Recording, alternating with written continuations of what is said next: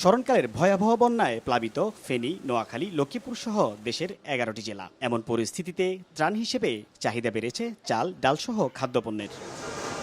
ত্রাণ হিসেবে যখন চালের চাহিদা বেড়েছে, তখন সেই সুযোগেও দাম বাড়িয়েছেন কিছু অসাধু ব্যবসায়ী। রাজধানীর কারণ বাজারে শনিবার মোটা চালের কেজি বিক্রি হচ্ছে ৫০ থেকে ৫১ টাকায়, অথচ ৭ দিন আগেও দাম ছিল ৪৬ টাকা। স্বস্তি নেই পাইজাম, বিয়ের আটাশ ও চিকন চালের দামেও। কেজিতে বেড়েছে ৫ থেকে ৬ টাকা করে। খুচরা ব্যবসায়ীদের অভিযোগ, মিল মালিকদের কারসাজিতেই বাজারে এমন অস্থিরতা। চালের দাম অনেক বাস, কেজি আপনি ৫-৬ টাকা বাস।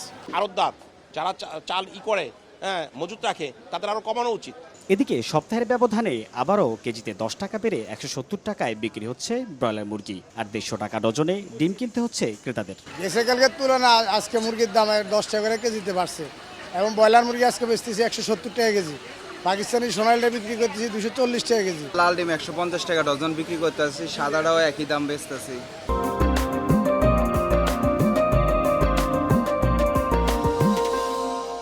সবজির বাজারেও ক্রেতাদের জন্য নেই সুখবর। এক্ষেত্রে সরবরাহ ঘাটতির দোহাই বিক্রেতাদের। একদিনের ব্যবধানে বেগুন, ঢেঁড়স, করলার কেজিতে দাম বেড়েছে ১০ থেকে ১৫ টাকা। বন্যার পরিস্থিতিতে এটা আপনার বেশি, আর কিছুটা তো বেশি আছে। প্রত্যেকটা কাঁচামালের দাম আপনার ১০ টাকা, ১৫ টাকা, 20 টাকা কেজিতে বাড়তি আছে।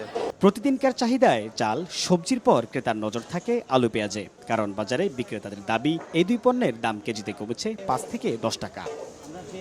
সাইফুল ইসলাম, সময় সংবাদ, ঢাকা।